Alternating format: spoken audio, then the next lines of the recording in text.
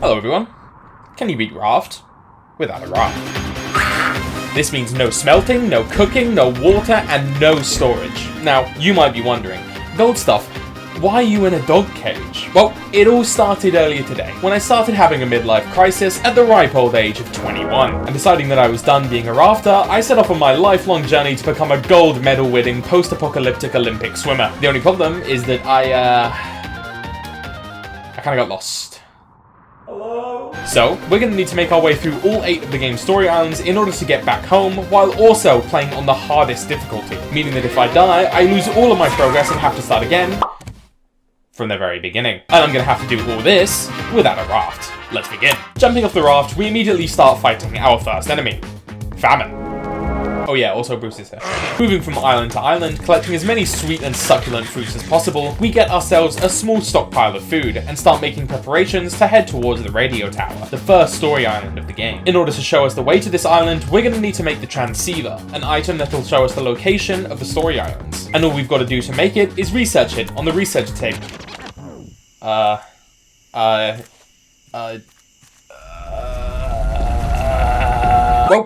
now might be a good time to mention why we didn't immediately destroy the raft. You see, the receiver is 100% required in order to beat the game, because without inputting the code for a story island, it simply won't spawn. And that's all fine and dandy until you realise that the only place you can place the receiver is on the raft.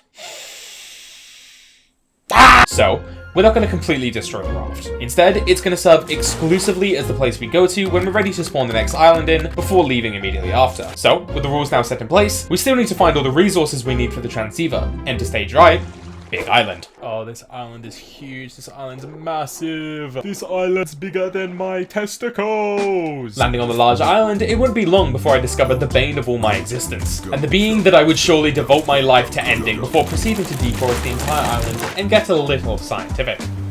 How much damage does this do? With all the cranium damage I could ever need, I then started heading up towards the top of the mountain to restart our journey.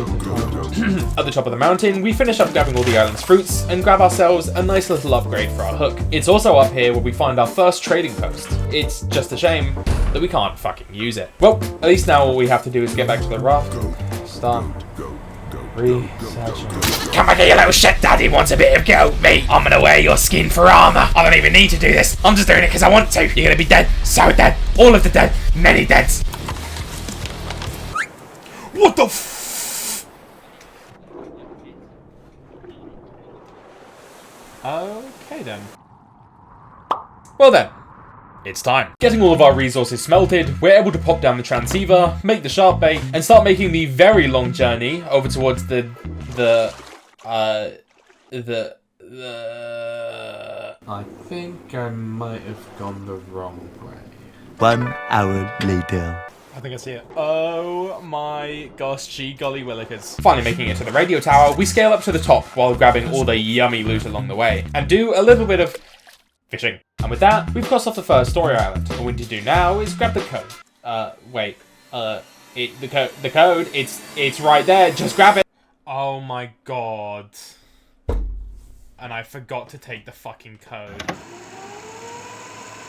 There we go, now I got it. And with the code in hand, we pop it into the transceiver and start on our way over towards Vazagarten. All the while, I'm shitting bricks. You see, the only other times I'd played this game was on easy mode, and when switching to hard, I'd already had a very rude awakening about how much damage Bruce does. Oh my god, it does damage! With this in mind, Vazagarten is the first story island that has actual enemies on it, and I was absolutely terrified of having my run ended in 3 hits by some ratatouille wannabe, and so, I made sure to come prepared. Entering the yacht, I start making my way through the boat. Daddy? Is he gonna hurt us? No, son, don't you worry. I won't let him do anything to you.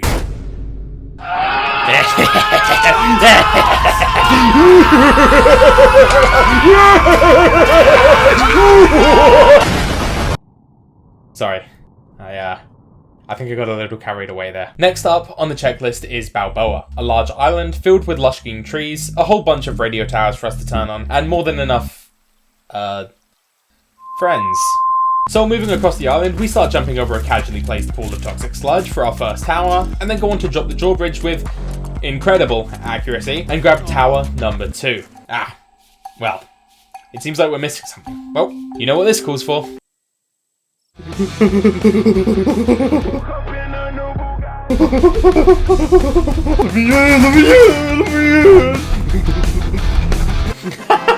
Yeah, that's right. Screw you, bitch. Maybe next time try being a bit more Oh, shit.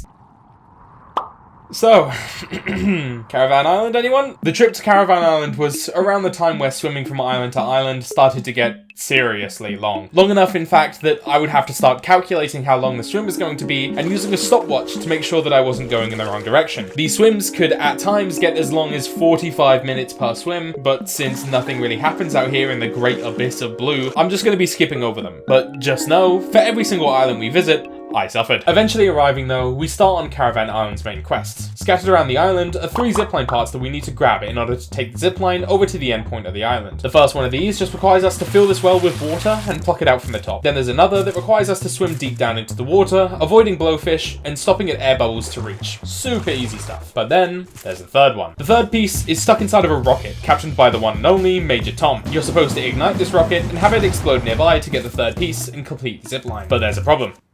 Experiment journal. How am I gonna get explosive powder? In order to ignite the rocket, you need explosive powder. Explosive powder is an item you get from smelting the explosive goo that blowfishes drop when they die. But there lies the problem. Smelting. There is absolutely no way to smelt items without using the raft. And so, we're stuck. This had hit me hard. Without some kind of way to turn the explosive goo into powder, the challenge was completely unbeatable, and I had absolutely no idea what I was supposed to do next. I could feel Major Tom laughing at me from his disappointingly small ivory tower. And so, defeated, I switched off for the night. But when I came back the next day, I had an idea. So maybe it wasn't possible for me to turn explosive goo into explosive powder, but I bet there's going to be somewhere in the game that has explosive powder already smelted in its loot tables. And so I scoured the game's wiki. I looked through enemy drops, loot crates, trader stands, but all I could find was a single 12% chance drop from a specific crate that only spawns on the next story island. But then, I found it. You see, titanium is a resource in Raft most people don't even use in their typical playthrough. It gives you access to all the really powerful late game tools around your raft, such as manual engine control, automation of smelting, cooking and purifying, as well as a whole host of other really useful stuff. But I hear you asking, Gold stuff. Why are you talking about titanium? Is that also a resource that you have to smelt? Doesn't that just create another item that you would need to raft in order to progress? Don't ever question me again. No, as nice as titanium may be for a normal playthrough, it's completely useless to us here. What we're interested in is how you get titanium. There are a couple ways to score yourself some ore, but the main one is with this, the metal detector. This item allows you to find and dig up caches placed around islands that can contain a whole host of different late game items. These caches come in the form of either a trash pile, a suitcase, a safe, or a tiki piece, with the one we're most interested in being the safe, because in the safe lies a special blue powder that will keep this run alive and well. So, popping the powder into the rocket, we grab the last zipline piece, give Major Tom a taste of his own medicine, and finish off the island, grabbing the code to Tangaroa, along with some healing cells that will become useful later down the line. For now though, we start making our way over towards Tangaroa, the island that officially marks us being past the halfway point. Making our way through the underside of the city, we complete some mini games, stock up on some more exotic fruits, and arrive in the big city. Now, here's a little piece of Raft trivia you may not have known. The third-person camera in this game is weird. For whatever reason, the camera's position is actually what the game checks for when seeing whether or not you should be able to open a door yet. And what this means is that through some clever camera placement, you can actually make your way past most one-way doors in the game by just placing your camera on the other side of the door and opening it, which means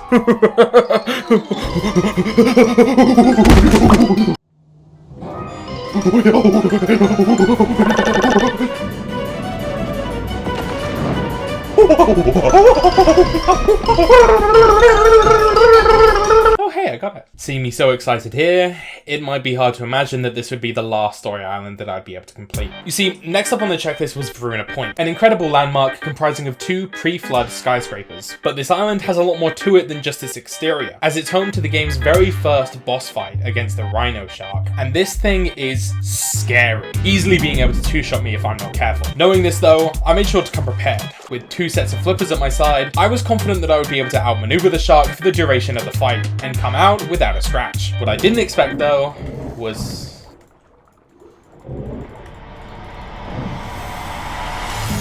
Oh my fucking god. Oh my fucking god.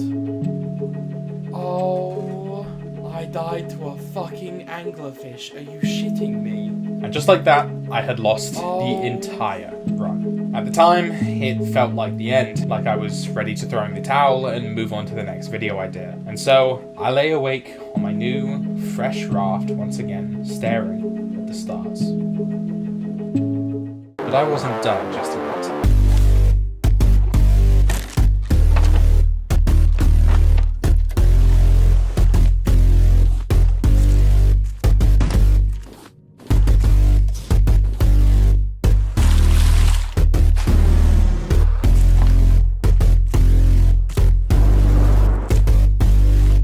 I wasn't taking any chances this time around. With me this time, I brought not just my flippers, but also a bow that was stacked to the brim with arrows, allowing me to kite the anglerfish in and out of the water, killing them without having to get my hands dirty. And with all of Runa Point cleared, it was time for the big guy.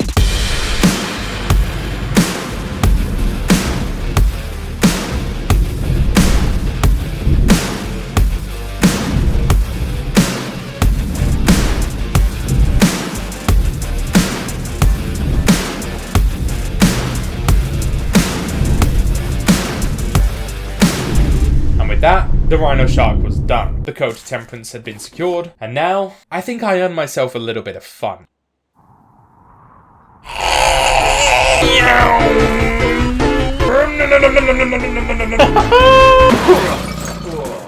Oh, sorry about that.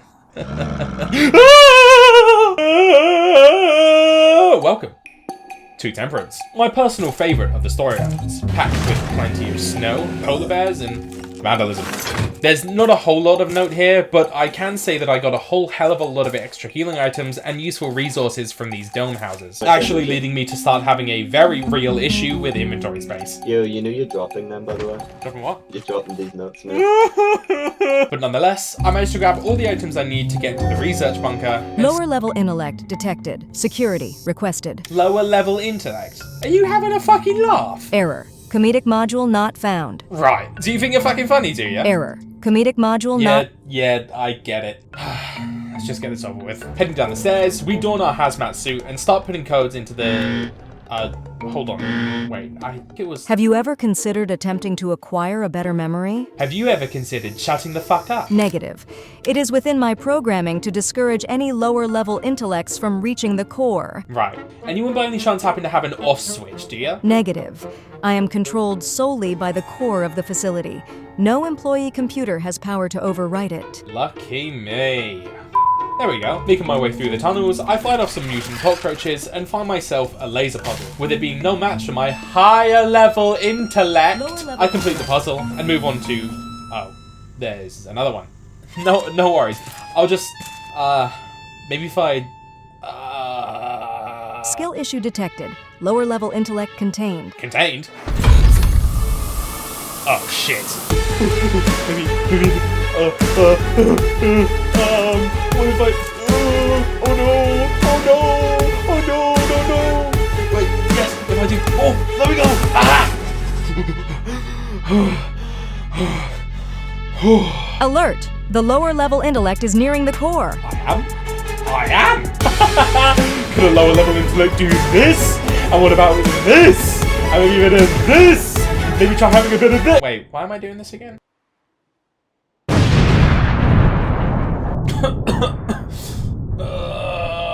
Huh?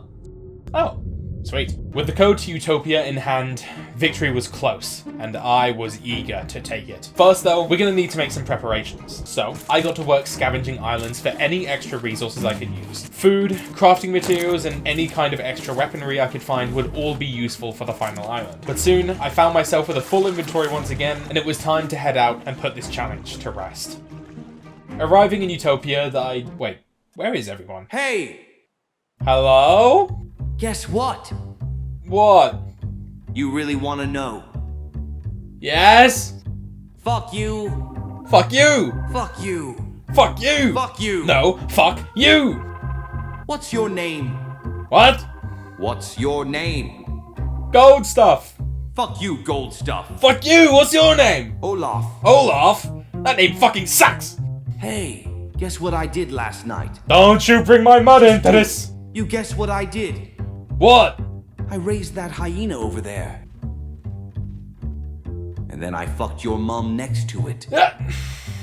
We're killing this guy. Making our way through the islands, we solve some puzzles, kill some hyenas, and unlock the elevator to take us up to the upper floors, where we solve a few more puzzles and make our way through Olaf's assault course and get ready for the game's final confrontation. This boss fight has 3 different phases. The first of these is simple. There's a wall that all we need to do is climb by making a staircase out of some nearby boxes. All the while, Olaf here throws Molotovs at us. The second phase is a lot more difficult, with waves of hyenas spawning added into the mix. And the third being the hardest fight in the game, with a mutated hyena called the Apex Predator, who can 2-shot us, spit acid that can melt my health bar in seconds, and a whole host of other dangerous attacks. If I die here, it's straight back to the beginning. To say I'm nervous would be one hell of an understatement, but if I want to beat this challenge, let's do this.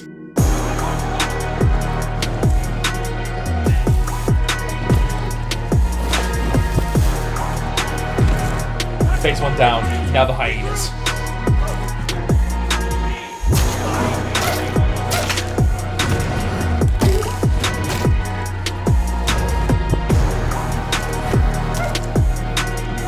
Ooh, stay away! Stay away! Ah! So, yeah, that's how I got here. Look, okay, I know it's not exactly heroic, but can you seriously say that if you weren't in my position, you would have just stayed out in the middle and died? This challenge has taken me weeks to get a good run on, and I honestly don't know what I'm gonna do after all this if I fall at the last hurdle. Speaking of which, my health is just regened. I guess there's no point in stalling it out any longer. Wish me luck.